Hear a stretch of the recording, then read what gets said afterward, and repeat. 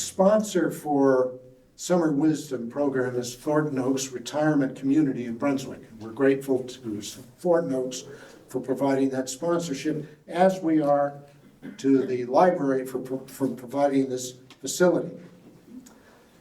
When Mort and I were focusing on Jim Tierney as a speaker, presenter for Summer Wisdom, we were faced with a dilemma. Who has the luster to introduce such a high-powered and successful attorney?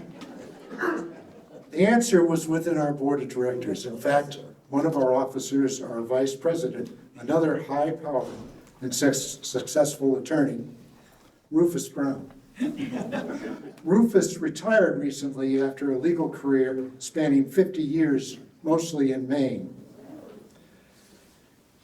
In retirement, Rufus is an avid reader who has enjoyed Midcoast Senior College lecture courses, and he's writing short stories. When the wind is up, Rufus is out on Sheepscot Bay. So for the introduction of our speaker today, Rufus Brown. Amen.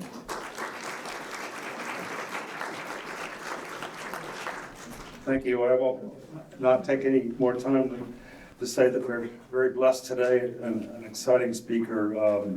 The topic is why can't we all just get along? A conversation with Harvard Law lecturer and Brunswick resident, Jim Tierney. I had the honor of serving under Jim for a number of years when he was Attorney General, and in my opinion, he was the best. And what a talented person he was at that job, and he has extended his career since then in a very enviable career advising national figures on national issues. I tried coming today to think of what I was most envious about with Jim, whether it was his career where he doesn't have to have paying clients, but he has people paying him anyway, or he has access to my favorite author, Elizabeth Stroud, who is here today. So with no more ado, I'm going to introduce Jim. Thank you. Thank you. And it's important to remember this is recorded, because I know a lot of you looking out at this crowd, it's a senior college, looking at the age of all of you out there, that many of you are probably typing up resumes, looking for work, and planning a future career.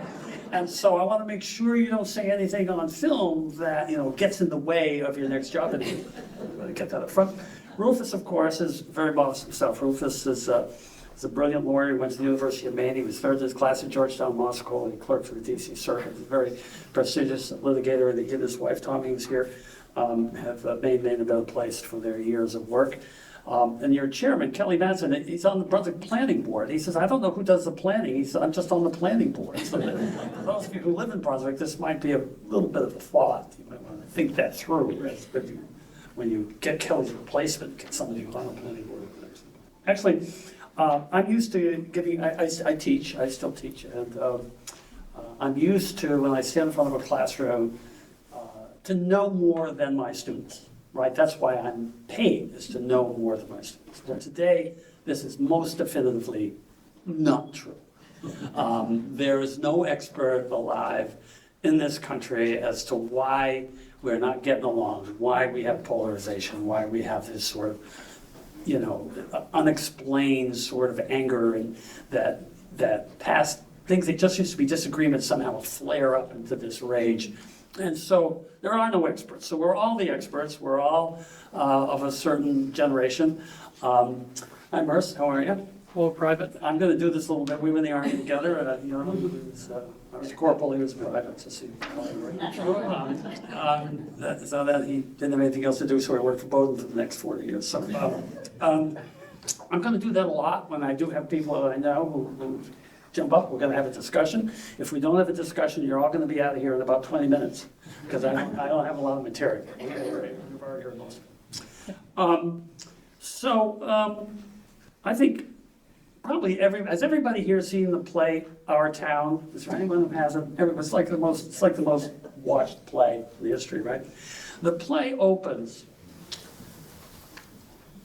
if you remember, with a stage manager coming out and a little boy coming out to deliver the newspaper. And that's how he starts the day. right? The character's name is Joel Cowell, and the stage manager, play written by Thornton Wilder, says, "We like to know the facts about everybody. We like to know the facts about everybody. So I've distributed for you, for those of you who have the photograph, you have the photograph? If the people who came in late don't have the photograph, I want to ask you, to begin with, what is it you see when you look at that photograph?" And this idea came from my friend Frank Connors over here. Hi, Frank, from Bodenham. He's the cemetery sexton in Bodenham. In case any of you plan to die there, he will come and visit your grave. He and I were doing this last week. So what do you actually physically see? And I'm specifically pointing out to the people who are not from Brunswick, and I assume that's the vast majority of people here. Just tell me, put your hand up. What do you see when you just look at that? Come on now, you're in class. This is a college. Let's put a hand up. Yes. All boys. They're all boys. So the first thing you notice is a gender identification, right? That this picture was probably taken in 1956, 1957. So automatically we saw at that point in our lives, it's our collective lives, people were settling themselves out, shaking themselves out. What else did you see? What else do you see in that All picture? white. What's that? All white.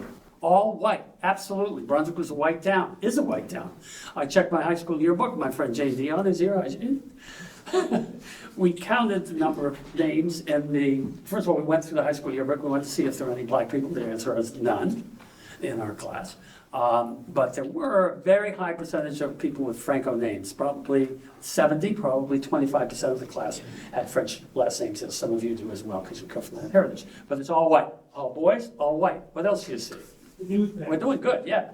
Newspaper bags. Newspaper bags. Well, let me ask you this, where are you from? Where'd you go? Everything's about high school with me. Where'd you go to high school? I went to a school in Connecticut called Loomis. Loomis School. Private school. I was a paper boy for the Hartford Courant. All right, so you were a newsboy. Perfect. All right. How often did you deliver the Hartford Courant? Every morning, And what time did you get it? 5:30. 5:30. And how did you get that job? I don't recall. I guess kids were getting those jobs. All right, but you felt obligated to get out there and do something at 5:30 in the morning, deliver paper, right? Why did people buy the newspaper, do you think? That's it. I don't have answers for any of this. So why do you think what were they looking for when they bought it? Well, I think they were looking for, first, there were 5 editions in most papers in big cities.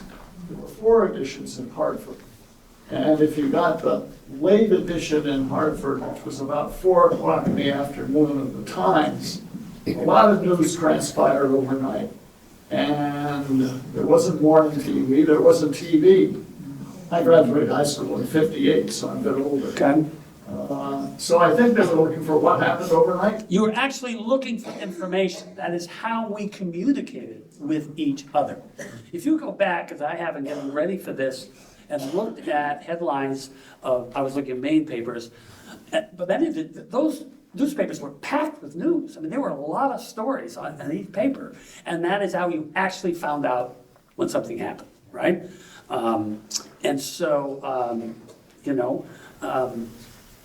So there was information that people were willing to pay for, and now what did you learn? Did you go door to door? Yes. All right. Do we have another newsboy here so I don't pick up on him totally? Yes. Did you go door to door? What paper did you deliver? The Springfield paper, Okay. Massachusetts paper. All right. And did you go door to door? Yes. And did those people, when you knocked on the door, did they know who you were? Well, I did early like that, man. So I delivered very early in the morning, so I didn't see anybody really. You just threw them. How'd you collect your money? Well, they go collect money, but I did. When you went to collect money, did they know who you were? You weren't doing this for free, right? You were doing this as a job. They just thought of me as a paper boy. I never thought about that. Right. I looked at them holding. Well, you're in college now. Let's think about that. They probably knew who you were because they would have had contacted you if they weren't there or they wanted to suspend the paper. Or somebody else. We have other newsboys here. Yes. Where'd you deliver paper? I grew up on Mount Desert Island, but the newspaper I delivered was Grit, Yeah. published in Williamsport, Pennsylvania. I must admit, I haven't thought of Grit in a long time. It's the highlight of my day. But did your customers know who you were? When you Oh, knocked in? yes. And why did they know who you were? because I showed up every Saturday morning at the paper. Right. Anybody else? I don't want to beat this to death. Yes. Joe, what'd you deliver? Born in Pajevska, which is no longer there, but it was handed down to me from my brothers. And like this gentleman said, 5 o'clock in the morning. 5 o'clock in the morning, you was out there, and sometimes they had a friendly dog, sometimes they didn't. But you knew everybody in But the you area. knew everybody, didn't you, Joe? Well, you would anyway, because of your personality. You would know everybody. But this is an interesting kind of point. You got it from your brother. I got my paper route from my brother. And I gave it to my brother. All right? It wasn't like there was a website where they would advertise, you know, for the best newsboy. There was a culture in which these jobs, and it's not just newsboys, everybody, that collectively was passed around because you knew people. Right? The purpose of our talk today is how do we communicate with each other? And this was actually a way. And of course, huge, listen, I worked at paper mill for a while at Pajevska, but I represented the unions in paper mills all over the state, and they made a lot of newsprint here. We cut a lot of trees in Maine. We cut a lot of newsprint. People made their jobs. This was their living. It was part of who we were as a society. People made newsprints, printed it out, they could get the paper. Where did we get the New York Times? We don't have to get the New York Times now, right? Go like this. You click on it. Click on that, you'll find the story came up an hour ago. I'm in it about the Attorney General of New Jersey taking over the Patterson Police Department. So if you're from New Jersey, you might not read it. But the point is you can get it instantly, right? So when I was a kid, the New York Times would be piled up in huge stacks outside Dave's Variety, maybe one other place in town, and all the Bowdoin professors would line up on Sunday morning to get it. But it wasn't like it was available. Even when I was Attorney General, the New York Times would come in the afternoon, you know, and one member of my staff would go over and get one and pass it around. So the idea of what today, the instant communication, which we take for granted, many of you I assume, or, you know, if it's not the New York Times, the Washington Post, Boston Globe, whatever it is that you're reading online, is a result of an instant communication, which was totally foreign in our lifetime. Not in our childhood lifetime, in our adult lifetime. As to how we get information, and how we get information is how, of course, we process it. Well, we've kind of knocked that around. There's only one thing that you haven't mentioned yet about that picture that I really want to have somebody mention before we're done. Take a look at the last names. Jim, before you go on, I'm told that they're having trouble hearing you in the back. I'll do my best. You gotta speak into the microphone. I'll do my best. Kathy, you tell me, Kathy, if you can't hear me, I want you to jump up and wave. Okay, thank you. Class 66, we keep track of each other. Okay. So with her husband Fred, also the class of 66. So what's the one thing that Lisa, I want to raise before we leave that photograph? Yes? No girls. Yeah, that was the first thing we said. They're all men, right? Boys, right? They're all male. One other factor, look at the last name, see if it rings a bell. They're all French. Yes. Who said that? Right, absolutely. So you have, of the 21 people in there, only 5 of us were not Franco people, which is not unusual. When you look at the fact that in 1910 in Brunswick, 50% of the town was, direct descendants or had come from Canada or were part of the Franco community. So this is a different place today. For those of you who live in Brunswick for a long time, you've seen the difference. But for some of you who haven't and just arrived here, you say, "Oh, what a lovely little town! You know, what a great town Brunswick is. This is terrific." You walk down one side of Main Street, you come up the other. I did it the other day. You count 34 places to eat. What is that about? Why does the town? Why do you need 34 places to eat? I think it's the only place where people actually get together. Because what have we lost? And that's part of the things. Listen, I'm not romanticizing our childhood. There was a lot of really bad stuff out there, okay? There was a lot of bad stuff. Obviously, the discrimination against all kinds of people. I mean, you know, certainly the LGBTQ community, but also the Franco community. The Catholics felt they were discriminated against. The people who lived in Pajevska felt that they were discriminated against. The people who lived in Harpswell figured that we're just, you know, Harpswell had like 1,000 people, most of them were fishermen, and they were discriminated against, right? So there was a lot of that kind of ugly feeling. People smoked, they drank, there were fights, There were car accidents where friends of ours were killed because cars were dangerous. There was no airbags, right? There was no seat belts. I'm not romanticizing at all the experience that we went through. There were some very, very hard times. But on the other hand, we were seemingly able to address issues and think them through and figure out how to work them out. And in my thinking about this, I'd love to get your reactions to this. Brunswick, and I'm using Brunswick as a metaphor because it's my town, is that it was a compact community. So you would physically see the same people over and over and over. All right? Especially if you moved up from Harpswell, like Lindy Larson, a former state senator in the back row, moved up from Harpswell. When she got to Brunswick, she told me that she'd immediately start to see the same people. So what were the major institutions that tended to bring people together at a point which may no longer be functioning? Where is Mr. Dumais sitting? Wake up. My former altar boy colleague, Mike Dumais, he's much younger than I am, but where did you and I meet? Church, probably. Yeah, we were altar boys together. Yeah. We were altar boys together. So you'd see people in church, right? Who would come to the church? We would see our teachers. We would see our police officers. We would see lots of Bowdoin professors. We would see the kids of Bowdoin professors. And stemming from the church, whatever church it happened to be, would be a whole myriad of other social organizations. The bowling alley was owned by the Knights of Columbus. Right? I mean, you know, how many churches own bowling alleys? Well, come to Brunswick, right? There was a connection between that. Your Boy Scout troop, your Girl Scout troop, they were connected to a religious institution. And I'm not talking about the theology here, I'm talking about the concept that these were community organizations, and everyone kind of knew where everybody went to church. You just kind of knew it. My older sister Ann, God love her, lives out in Seattle now. She wrote a column for the Brunswick Record, which I delivered, in which because she got paid by the word, she went around to each of the churches and interviewed the youth groups at each of these churches and wrote a column about it. So all that. And remember, go back to our original principle. Why were people buying the newspaper? They were buying the newspaper so they could find out what was going on. Right? So this kind of overlap, this repeated, constant overlap would resolve it. And so we were free-range kids, right? We'd stand out the door, right? Does that resonate with you? Did your parents know where you were? No? Where are you from? Where's your home? Fairport, New York. All right. Your parents didn't care about you? They didn't love you at all? They just threw you out? That's why you have a beard now? They just sent you out the door? No, did they know?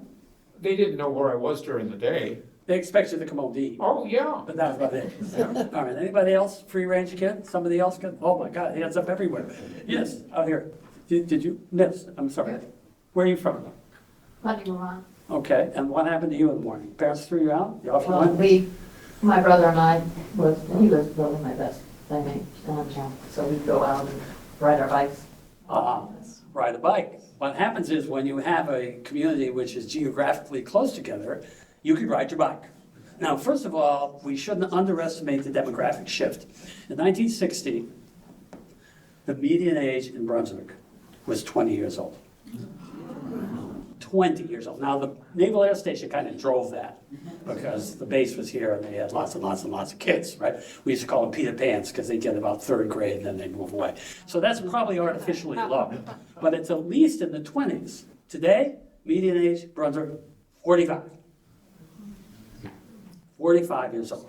A stunning change in the town has grown from 15,000 to 21,000. So the town itself, the area has grown a lot, but the town itself hasn't grown all that much. And so this town was filled with kids riding their bicycles because you could go anywhere you wanted, off you went, and you had to learn to entertain yourself. And sometimes you get in trouble. But lots of times you'd figure it out. You'd have to pick up baseball games, pick up basketball games. You would have to figure out yourself how to actualize your experience. You're a kid. You're not thinking big thoughts. You're not thinking you're ever gonna be in your 70s and sitting in the Brunswick Library. But speaking of the Brunswick Library, this was a home for me and my siblings. We were here constantly. The librarians had our numbers memorized. We'd walk out with piles of books. This was the Tierney place. But other people did different things, right? They'd go to dances. The guy didn't go to dances. No, who'd want to dance with me? So we would go out. But the point is, they were institutions, they were buildings that became connecting buildings that reinforced each other. Okay, they reinforced each other. So when I rode my bicycle on Main Street, on the sidewalk on Main Street, and the police officer, Officer Vining, told me to get off. He knew me from St. Charles. He knew me because his son Paul was an altar boy with me. I mean, I couldn't hide, right? You know, when I tried to get a drink when I was 19 at Bill's restaurant, Gertrude Peabody came up to me. I said, Bill's mother, damn, how come the waitress knows me? I'm 19, I'm never gonna get this beer. You know, which she looked at me and I went, humiliated. So we couldn't get away with much in that regard. You know, when they cut down the tree in front of, St. Paul's and St. Charles, we knew with it, right? We knew exactly who did it. We knew it within, right? We didn't need an email to know who did it. We said, oh my God, one of them just passed away. It wasn't in this obituary. I was very pleased. We got the pine tree in front of First Parish Church. So this kind of community sense had its ups and downs because you kind of had a place, but there was also a mandate by virtue of getting up, to deliver the Hartford Courant, or the Portland Press Herald, or the Brunswick Record, or whatever it does. You had a mandate to work. Everybody worked. Because there was a presumption that if you worked, you could do fine. If you worked hard enough, you could do fine. We're not gonna be rich, but you're gonna do fine. So did we have politics? Absolutely. Republicans, Democrats. As you can tell from the picture of me in that, in that newsboy picture, I was already running. I mean, look at me in that picture, sitting out there. So just look at me, standing in the front row. I've got this 10-year-old look into the future, So anyway, so I would go back and forth between the Republican and the Democratic town committees. I went to the Republican town committee so I could spy and go back to the Democratic town committee. Literally, this is true. So I went to hear Margaret Chase Smith speak. It was great. Governor, loved all that. And then I'd run over and I'd tell her, who was on the Democratic town committee? My mother, of course. She was on every committee. So there was my mother, there was Gertrude Peabody, she was on the committee. And there was, the people who worked at Bowdoin, usually, was employees and staff. Polly Greason was on the committee too. And who was she? Her husband was the president of Bowdoin College. Right? So Roy Greason was president of Bowdoin College. You also, trying to imagine this today, chair of the Brunswick School Board. Also, did the first capital campaign for Midcoast Hunger. All right? President of Bowdoin College. Part of the community. Who was my newspaper? I read the Brunswick Record. Who delivered the Portland Press Herald to my house? Chris Coles, the son of the president of Bowdoin College. In other words, try to imagine, if you can, if you move to Brunswick or if you come here in a few years, try to imagine a community where even though there were these social differences, right, there were also ability to communicate. So the Bowdoin College faculty kids, they all went to Brunswick High School. There wasn't any bus taking people off to Waynfleet. Everybody lived here. Everybody knew each other. Bowdoin always got 4 or 5 kids from the senior class went to Bowdoin, kind of backup school for a lot of people. It's not true today, but it was fairly much integrated into a community that allowed people to figure out how to make decisions and get through day-to-day stuff. So, I'm almost run down this, and we're going to talk. But a question just came to my mind. How many of you, when you went out to, I'll be talking to the men here, mostly, right? We talk about baseball. Saw the article in the paper, Little League's kind of gone away, it was in the paper the other day. Knew how to throw the bat to pick up sides. Merce, right? Hands going up, you know what I mean? What was throwing the bat like? What did you do when you threw the bat? you tried to get it so your thumb would be near the top. That's right. You throw, exactly, Russ, you got it? You throw the bat, and we would decide, you had to pick up teams, right? There's a bunch of kids show up. There was no organization, there was no shirt, except that I had a glove until Scott Staples, who's here, our PhD psychologist, stole my glove in the second grade, and he has the gall. He has the unmitigated gall to show up again today, as he often does, following me around, taunting me of the fact that he stole my glove. But because we didn't have enough gloves to go around, we didn't have one ball, and you would throw the bat. And you threw the bat as a mechanism for deciding who, and you put the bat, right? Then you get your thumb over the top, and whoever gets the thumb over the top gets first choice. Of course, I was always last choice, so that wasn't a major issue in my life. But the point was, I used this, so I've been trying this out, throwing the bat out to people. And even in my kids' generation, my kids are in their 50s, right? They have no idea what I'm talking about. No idea what it means to throw the bat. No idea what it means to assemble and choose up your own team. No concept of it. And so certainly when you go from that age to the current age, where the rec center now, nobody's riding a bike to this rec center because it's 4 miles out, so nobody's going there.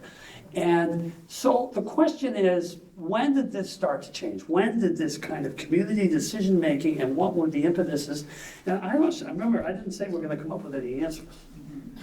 I'm not coming up with the answers today. But we had a Main Street. I checked the 1965 Brunswick Register. There were 5 men's clothing stores on Main Street. 2 hardware stores. 2 big grocery stores, the A&P and the First National. Tondro's Market, where French people went, right? I was told lower prices there, so I never went in. If you spoke French, you got a lower price than you did if you went to the A&P. I don't know whether that's true because I didn't speak French. But the point was, you had Tondro's Market, you had a bar, Roland and Andy's bar, right on the corner. Some of you were nodding. Trying to forget Roland and Andy's bar, but there it was. And so what happened was, in that situation, about the only thing on Main Street that's in the same place where it was is Rosignol's hair cutter. There's a young woman from St. John Valley who, that's still a barbershop. We had lots of barbershops in town. We had 2 movie theaters, we had 2 drive-ins, right? We had factories. I have to explain to my Harvard Law student that a factory is a place where you make things. And you actually make things, where you go in, as I did at Pajevska, that many of you did, and you punch a clock at the minute you get in, and then you punch it, and you manufacture something, and blank looks, because then wealth is accumulated by having wealth and turning it into more wealth. That's how wealth is generated in this culture. And as this continues, of course, to skyrocket, go back to the original principle that if you get up and you work hard, you're going to be fine. To a generation today, I don't know, but there has to be a sense of, maybe that's not true. No matter how hard I work, which is why a friend of mine said the only place in Maine where you can find lines are the food pantry and the cannabis shops. You really want to see a line outside of people waiting to get in. That's what you're going to find. And unemployment is 2%, right? So that means there are jobs available. Some of that's demographic, some of that is cultural. So with a town like that, and a place like that, but we had factories. My mother worked in the mall. They just constantly getting fired. Actually, the aforesaid Roy Greason made the mistake of hiring my mother. I knew this was not going to work out. And she was fired, of course, and she should have been fired because I don't know where I got it, but she kind of had a mouth on her, See, to use an expression, because I'm with you, all these old expressions, you'd never say that today, right? She's got a mouth on her. So she get fired, but yet she and Roy Greason ended up swimming together in the Bowden Pool in years, laughing about the fact that they once worked together, because workplaces are great socializing experiences. Whether it's a factory or a store, it's a socializing experience. And if you go into one of those men's clothing stores to go into Benoit's to buy your Cub Scout uniform, the manager, Gordon O'Donnell, knows you're going to be back later to buy your Boy Scout uniform, right? And he knows you're going to be in to buy your merit badge sash. And he knows you and you know him. He's got 4 kids. Skip passed away. There's Ann, there's Jimmy, who taught school. I mean, the point is, we kind of had a community, and it wasn't easy. Remember, I'm not romanticizing this, but it was a mechanism for making decisions. And so with that, I'm gonna start asking questions, unless cold calling, because I teach law school, unless some of you start reacting to some of the things that I said to you. Checking the time here, great. So let's have a conversation. Anybody, give me an idea. How far off am I? How close am I? Kathy. Kathy, just so everybody knows, Kathy Fox, Kathy Gerber. She's only been married for 40 years. I still call her Kathy Fox. She's in my Latin class, and she taught at Longford School for many decades. I feel that schools build community. Neighborhood schools. Can everybody hear her? Okay, go ahead, I Kathy. have a teacher's voice, so I should. And that's gone now. We have larger schools, and children have to move from pre-K2, then to pre-5, then to 6, 7, 8, and then high school. So the bonding of communication and community, I feel, is different. There was no question that schools were, especially in a town with all these kids, absolutely strong, guaranteed way to multiply, because you would see your teacher in church, or you'd see them working summers, on the golf course, or there was a community, and then you would have schools. And all of it's done with the best intention. I mean, nobody woke up and said, let's divide up all our schools. These are decisions, whereas my friend Fred Kerber says, people didn't connect the dots. They didn't understand what this thing would look like 4, 5, 10 years down the road. So you do something now that makes sense in the immediate, and then you don't have a town hall. You don't have a town hall, that means you have another town hall, and then pretty soon you're in an antiseptic building. So, yes. I just wanted to compliment you on your analysis, because I come from a small town called New York City. And I don't need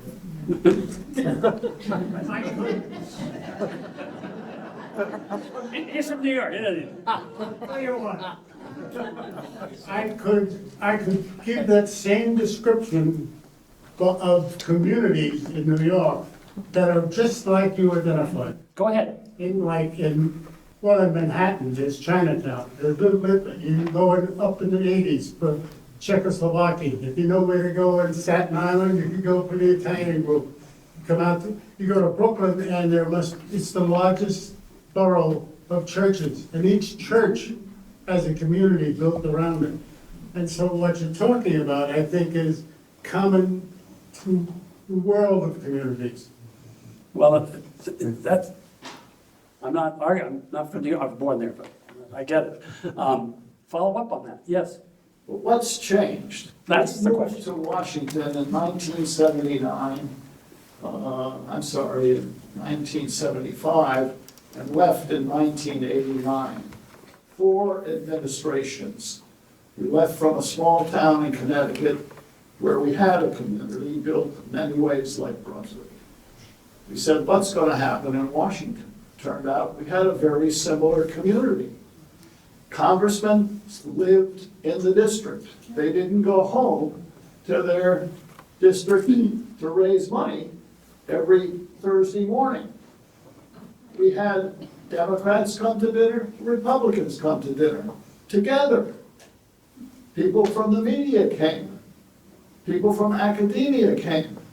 There was civilization in Washington in the period that we lived there. And then we left.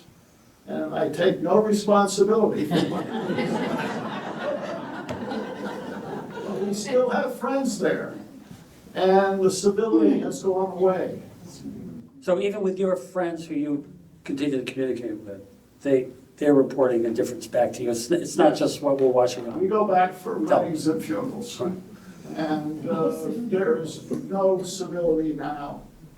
Nobody has dinner together. So what changed? What do you think changed, and how did it change? Because that's where we're moving, and obviously this discussion, when I started talking about newspapers at the beginning, we don't communicate that way anymore. So what do you think? What changed? Well, first, the requirement that congressmen raise many, many dollars every month back in their district. So they're not there. They don't move their families there. Families are an integral part of this whole thing you're talking about. And so they come in and they stay in bachelor quarters here, there, and everywhere with members of their own party. So it is a self-supporting set of values that. Well, how is that different than if you're getting your news online instead of getting a physical newspaper? Do you remember how newspapers used to smell and how they used to feel, especially that Sunday paper, the Maine Telegram, and then all the cartoons and everything? You could feel it, right? I'm watching you, smiling with me, you're working with me here. So what happens is now, of course, that when we communicate that way, every article we read, every time we click, we are self-selecting the next article. It's just not the article we're reading, it's the next article, which is why I try to still get the physical copy of the paper, even though I get it online, because it's a different experience. But we're building our own silos, you know, and before, and with, you're using a Washington example, but we could probably use a Bowdoin example. We're building the same sort of thing. Yes, over here. You have any? Well, two things came to mind. One is that there's no space in our minds now. We talked about growing up in a hometown where we were all running around, and we did, and we didn't think about what was not going on. Now our life is consumed with, it seems to me, consumed with what's going on or not going on, and there's no space to live in it. And I think when you start getting bombarded with that, it almost makes you feel a bit cornered. I remember when the USA Today newspaper first came out, all the articles were very short, very brief. And I remember thinking, we're going to start creating an environment where people don't have to think about the story, they can just read the soundbite. So we've turned into sound bites, and then we run with sound bites because we don't have time and inclination or the wherewithal to get into the detail, because now the detail is so obscure. And so it's perfect for people that want to be confused. And I wish that's a great line. I wish I thought of that. So our current system of getting information is perfect for people who affirmatively want to be confused or are seeking, such simplistic answers that it doesn't require any additional investigation to get down and try to find out. Yes, some other hands. Yes, ma'am. Yes. Ms. Bishop, isn't it? Yes. Ah, I remember. I think what has changed dramatically is the social, the internet and the way people communicate. And I also think that we listen to a biased news anymore. We don't listen to Walter Cronkite anymore. For example, I live in Bowdoin. I would run up and down the street looking for my paper if it wasn't there. Wow. And I would call up. I did too, now that I think about that. That's it. And I still do, but in Bowdoin, because of cost, the Times Record can no longer be distributed in Bowdoin, and I have to get it online. And I don't like, I like the feel of it. It's great to do obituaries, though, that's all I look at. And I had to get, I don't know about all you guys. I had to get all of my news about what the Brunswick Town Council was Right. doing, and I was interested in that, and I still am. But you can't get a physical. I cannot get a physical copy delivered to me because of the cost. Yeah, yeah. I'd like to pick up on what you said about the institutions in our childhood reinforcing things. The scouts reinforced the right things, the church reinforced the right. What is reinforcing anything today? Mm-hmm. Right. Talk about that for a minute. Well, that's all of us. I told you at the beginning, I'm not here with any answers. I have a few suggestions at the end, but I certainly don't have any answers as to what is reinforcing. I did mention earlier veterans organizations, which were absolutely essential to this town. And provided they connected. It's all of our teachers, World War II veterans. That's just the way it was, right? I mean, it wasn't, I was born in 1947, so, the idea when somebody's talking about the war, you didn't have to ask what was going on, right? And so all those cultural things that we understood to be to be kind of essential, automatic, because we shared them. So this morning, because I was a Boy Scout, I looked up the requirements for the Citizenship in the Nation merit badge and the Citizenship in the Community merit badge. Needless to say, something I hadn't looked at in 60 years, right? Maybe more. But the requirements, the current requirements are tremendous. And they're very bringing people together. What is the Constitution? You have to go out and listen to a debate of both sides of some issue at a municipal meeting and come back and report before you can get your merit badge, right? But who's in the Boy Scouts? The answer is nobody, right? So, and if you were, you don't have that I crawled up every ladder I could find when I was a kid. I went to Boy Scouts, I went to the Old Boys, ran for president of the senior class, made a big mistake. Scott Staples was my running mate over here. He's sitting here now smirking. And it was the first of many elections I lost. But the point is, your point is, where is the confirming institution? And that's where we obviously are in huge trouble. But I do think, as I really researched this, the physicality, the ability to physically be close to people became more important to me as I thought back about what Main Street looked like and about how the rec was something you could bicycle to and how, the schools, as Kathy's pointed out, had more strength to it. You had more older brother and sisters in the same class because you weren't sliced up. The dots were connected, if you will. So I talked to some people yesterday. They made a great point. They said, our parents, we were free range, but because the town was so connected, they kind of knew if you were hanging out with the wrong people. Right? They could kind of figure it out. Maybe Officer Vining would tell you. Maybe Father McFarland would tell you. Maybe Pastor Smith would tell you. Maybe, Minister Ellis would tap you on the shoulder and say, Jimmy's running around, but, be careful. Well, today, there's no way, if you're a parent, that you're able to cabin that. If your kids go out to run with the wrong people, they're doing it on their phone. They're gone. They're gone. There's no way the most loving parent in the world. So this results in an increase in fear, and I feel a lot of fear. Deb Gould is here. Deb, you've told how you watch kids go by, you watch parents bring their kids to the bus stop, right? And how many blocks is it in this little beautiful bucolic Hawthorne Street? 3 max, Three blocks. maybe 2, 3 blocks. And the parents, we are, especially you, are thrown out into the community and told to do whatever you want to do. I'm going to go to the Levitt house, I'm going to see if Huey's around, his sister's here. That's gone. So parents, same when you're watching sports, they want to put you on a travel team so you could succeed and you could be a really good athlete. When maybe what you ought to learn is to be not such a good athlete, but know how to throw the bat. And, maybe you would be better off figuring out how to pick up sides and who's going to get stuck with Jimmy Tierney while he's here. Somebody's got to take him, as opposed to having a travel team where everybody's a star and Jimmy's not going to play baseball. Going to not be good. It wasn't good.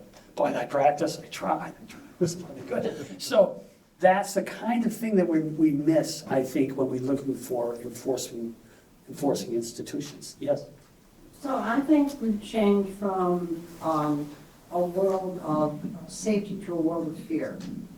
When we were kids, thank you. When we were kids, our parents would let us go, and they basically weren't afraid that something was going to happen to us. Either it was because they knew the neighborhood, they knew if you were messing around, the parent up the street would say something, those kinds of things. And we could make mistakes at a level where it didn't cost us our lives, or it didn't, wreck our lives for the future. And I think one of the hardest parts in being a grandparent is watching parents who are afraid to let their kids explore, make stupid mistakes when they're small enough that it's not going to ruin their lives. And I think it makes it much harder. And when they go to the phone, I think that partly because kids need to do that on their own. And we don't give them any opportunities to do that. So why not use it? They have to do it someplace where their parents aren't observing them all of the time. And that, the last, you and Deb both are reasserting points, and yet, on the other hand, Does anybody here know what a slam book is? Or slam books? Yeah, all right. The women in the room raise their hands. Slam books, these books. So if you were in the 6th grade, I'm sure no one did, but someone could write in a slam book, say, I have a really crush on Jim Tierney, he's really hot. Or whatever the 1961 equivalent of Jim Tierney being hot. You could write that in a slam book and pass it around your friends, right? Well, today that slam book could be put on the internet, right? And you could immediately have that child subject to who knows what kind of anonymous, right? So the fear is not irrational. It's not irrational to walk the 3 blocks. It's just deeply disappointing, because Deb's neighborhood is going to be the safest, most bucolic, perfect neighborhood on earth, around Wilford Street, Brunswick. And yet there's that fear that continues to exist. And I don't know. I've got 8 grandkids. So I watch how my kids parent. And I obey the first rule of grandparenting is I stay out of it. All right, that's the last thing my kids need is me involved, grandpa telling them how they should live, right? So, but I watch as keenly as I can because I love them so dearly. And I do see that they are afraid. They are far more protective of their kids. Not just of physical danger, but of emotional danger, and with legitimacy. Bullying, terrible thing, right? So you want to protect your kids, and yet you also want them to be kids. So we're wrestling with this, and so because I don't advise them, but I think about it. I think about it a lot for precisely the reasons that you're explaining. Here's one thought I had. Maybe somebody came up with this. When we were kids, we had duck and cover drills, right? Because somebody's going to drop a nuclear bomb on us and blow us to smithereens. So, all right, okay. So I go out in the hall, you get down to your hands and knees, you put your hand over your hands, and you have for 3 minutes, and Mrs. Brown says, okay, back in the classroom, back for English class. So today, the kids have live shooter drills. Right? How is that different? I mean, I know emotionally how it's different, but intellectually, one is a thermonuclear war, which is going to destroy the planet, right? Which they frightened us with. And the other live shooter drill seems a lot realer somehow to me. And every kid, if you're a little kid, how do you feel about that? You're going to say, well, someone might come in here with a gun and, shoot your teacher, and if so, yeah, how do you do that? So think about this. We grew up with the story of the atomic bomb, the story of it. Maybe you saw, a film of it, maybe. These kids actually see this stuff. They see it on the news, they hear about it on the news, even if their parents are very careful about them it gets talked about. So, it is much more of a reality. Mm-hmm. This could happen here. It could. And it does happen. It could, right? Yes. We have no idea what's going on out there today. So do you think that the capacity to directly communicate to the children is going to wipe out a lot of parental or grandparental? They're going to see it themselves, is your point. Right. Yeah. Ask that question. I'm saying because the kids are able to see this themselves. In other words, the communication is able to come directly to them. It's not an abstract World War II bomb. It's something that could come to them in their own lives. They can identify with it. They can see a kid. They see that somebody who looks like me or is a 4-year-old, even if they just hear it, even if they don't actually see the visual, because the parents don't let them see the visual. The story is that. And kids aren't stupid either. If you'd say, why are you making us do this? Yeah. It's like they're not going to say, well, I'm just going to do this just because the teacher told me to do it. They say they want to know why do I have to do this? There's people out there who want to actually kill us. Somebody's going to come in here and shoot us. Why wouldn't kids be scared? Right. Why would we be afraid on their behalf? Yes. I think right now, if there was an active shooter in here, a 6-year-old. Excuse me. No better. Could you start over again? I'm sorry, I was coughing.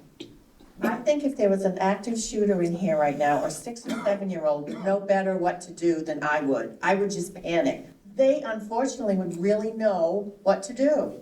That's sad. Yeah.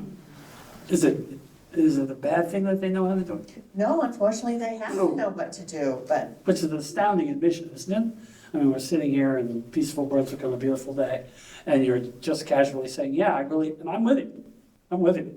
But that you want the kids over at the Stowe School to know what to do if somebody comes in with a, yes, and back. It's deeply affecting the mental health of our youth, though. It's not just our youth, but many generations, or last the younger generations. It's the paranoia is justified. I mean, sadly, I think.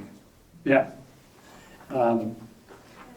Just because you're paranoid doesn't mean they're not out to get you, right? I mean, that's the old line. Yes. Well, I wonder about the whole business of being divided mainly into two big ways. And it seems to me that one group of people, like the Tierneys, went to the library and, studied. And a lot of the Bowdoin kids went to the church and so on. Sure. And a lot of people learned how to find a way. Yes. To make a living. And then somehow there's a whole big group who are very angry that they've got left behind, that are not climbing the ladders. And for what reason, I'm not sure. Was it motivation, or were people discouraging them, saying they were, I don't know, something unattractive about them, or they weren't not smart, or not as, for whatever reason. So to me, that's a very big part. And then something like the church, as you've pointed out, hopefully levels that out and says, that it's not making the grade that's the end of the world. But so we don't have that kind of influence. And we have a lot of angry people. Right. We're furious. And it's not just, there've always been people who said, oh, the rich people are doing this and I'm not rich, so they get to do that and I don't get to do that, right? But what I'm seeing is that somehow transforms itself into a blind fury. That it's, it's not like, oh yeah, that's the doctor's kid, they get to go ski at Sugarloaf. I've never been to Sugarloaf in my life. I don't know what Sugarloaf is, that was my childhood perspective.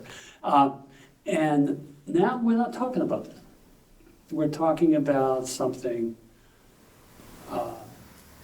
and so the very idea of reading, the idea of going research, this allows conspiracy theories to flourish and flow. And one of the things, I've been emailing to my high school friends. I only have high school friends. I don't have any other friends. So one said the other day that don't skip two things, which was very interesting. The first is that this is a zero-sum game now. It's either a yes or a no. Yes or a no. It's not, well, let's see what we can do. Let's figure out how somebody can get Jimmy Tierney, put him out in the right field. It's okay, but he's here, he lives in our community. It's, no, we don't want him, right? So it's a yes, no, and that's the internet itself, right? It's a computer program, it's yay or nay. That was kind of the first point. But the second point was the economic incentive kind of inbred in capitalism as we move from a society that makes things to a thing that communicates things. I guess that's what all these TV shows are. I used to work at Core TV for a while. Bad experience. I needed the money, so I was a talking head. But the idea that you have an economic incentive to make it as bad as possible. And it's one of the reasons I quit Core TV.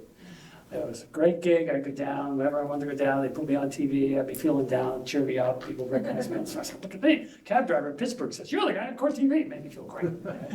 So it's ridiculous. But I'd have a little plug in my ear, and they'd be saying, you gotta put an edge to this, Don't say that the jury is really wrestling with this. Come in and say, no juror could possibly find this person guilty or not guilty, or whatever it was. Oh, I said, wait a minute, that's not my brand. I'm a professor, I teach at Columbia Law School. That's my brand. My brand is not to jump your ratings, this was clear. And now that was nothing compared to the way it is now. I had a TV talking head, a friend of mine, national head, tell me he got fired. He didn't mind. I said, why? He said, well, I have dark hair. I gave you his name, he had all the correct. I said, why? You have dark hair? I got dark hair. So what's that got to do with it? He said, oh, what happened was, they never want to, I have to go on with a blonde. He happened to be a Democrat and a Republican. And the Republican who was the blonde got a job on the campaign, so they hired a dark-haired Republican to take that spot, so they needed a blonde Democrat to be the talking head on CNN. And I went, this can't be true. And he's like totally cool. He said, oh, that's all right. It's all right. I'm going over to MSNBC. I'm fine. What is this? Right? And so that kind of absurdity shows a real, and it's right at the core of capitalism, right? You've got an investment, you want to maximize the cost. That's why they keep, these creeps like Bill O'Reilly on the air so much. No matter how many sexual harassment settlements they pay, they're generating eyeballs. So they keep them on the air without any moral regard at all. People who we would, if they were working, if they were working for us at any company we ever ran, we'd fire them instantly. They'd be gone, right? Instead, we put on television, we make them, multimillionaires, we pay their fees. This kind of thing, the capitalistic drive here is a serious, and I think inherent part here. I don't have an answer. We haven't recovered. We haven't recovered from Vietnam. We haven't recovered from a vast disallowance of our economic resources. So who was rich when I was a kid in Brunswick? I'm only saying this because you know why? Today they're putting the flowers out on Main Street. You know who did that? Alfred Center. Right? He gave the money to the town. I thought he was the richest guy in the world because he owned Center's store, right? And he did have a lot of money. And so he starts the Center's funds, giving away millions of dollars to the people of Maine and to the people of Brunswick. And the flowers were going up to there. I said, I always think of Alfred Center, who was probably, he and Dick Morrill, probably the last two Republicans to ever get elected in Brunswick to anything. But it was, I thought about, that was my idea of rich. The idea of, billionaire trust fund, this is beyond anything I can imagine. All of us is beyond imagine. So the question goes back to, can you work hard enough to get ahead? Can you work, or do you mind to just get online at the cannabis shop on Friday after work? Because can you really do it? I mean, we can say it, we can put it in our rhetoric, let's just go work hard, put a few hours of overtime, and you're going, put overtime in this, I'm not moving here, I'm not moving this. So the result, of course, is smaller families, fewer kids, right? Because you can't really think it about, and you're afraid, you're both afraid. So I'm the only one in the world that need grandkids, I think. That's not quite true. Not quite. 9. There you go. And my friend Frank Wright is chair of the school board at SET 75. He's got 13. So he's got first rank. Yeah, what were you going to say? I'd like to pass along a positive story about Brunswick community. Great. And then I've got a couple, and we're going to wrap up because it's almost 12. My wife and I were encouraged by our daughter who lives in Freeport to move someplace in Maine. And so it was, where does Wendy live? Where's the UU church and where's the library? And it became very clear that we needed to move to Brunswick. Well, you should move here. They're all right here. We should move onto this block, right? But the really important thing that happened for us is that the 43 years that we had invested in our UU church in Massachusetts, we're able to cash in here and have an instant community, and church just wonderful. So that you're getting to my final thing. Churches, hugely important church communities. Veterans organizations, smile when you see a veteran. Hugely important community. High school friends, very important. Every Wednesday, we have our Zoom. High school friends, we do in high school, we Zoom. And that's very important. And if you haven't talked to them in a long time, I mentioned this to Kelly once. Kelly said, I don't know any of your high school friends. Yes, you do. Dig them up, look them up, because they may be the only people who remember your parents. Just talk to them. And build those kinds of, if you're fortunate enough to be able to be philanthropic, do it to a community where it has that kind of interaction. Midcoast Hunger has 750 volunteers, just in the Midcoast region, 750 volunteers. That's a community waiting for somebody, whether you moved in or not. And so here's what I go to the parade, going to the parade for probably 72 years. I've been going to the Memorial Day parade. And I come back in front of my house, and there's this beautiful young couple. They got a baby, like, sure enough, 4 weeks old, little Simon. And we get talking, because I like to talk, a cute baby, blah, blah. And so I go, where are you from? They obviously, shall we say, weren't from here. Do that. And I said, where are you from? And they said, oh, they're from Massachusetts and New York and so on. Well, she went to Yale. He went to BC. He's working for a startup. She's working for a consulting firm. The startup is in the Silicon Valley, and the consulting firm is in Chicago. All right? Live in Brunswick. Why? I love Brunswick. What a wonderful place. Look at the patriotic and brave, everybody that. I said, where do you live? She said, oh, you wouldn't know where it is. I said, well, try me. She said, well, I live in Jordan Avenue. Where in Jordan Avenue? So I live in 4 Jordan Avenue. I said, it's a Singer house. She says, what, a Singer house? Yeah, Joe Singer, he was a municipal judge here. And, you know, his wife Annette taught in the school. They lost a son to AIDS. I mean, what do you want to know about the Singers, right? They kept kosher. I could never figure out that, you know. Mrs. Singer, how come you got different plates? I don't understand. I don't understand. So they are standing on the shoulders of the Singers, a true community, part of the Brunswick community. He was a municipal judge, right? And they live in this house, and so that should give us hope, right? Thanks for having me.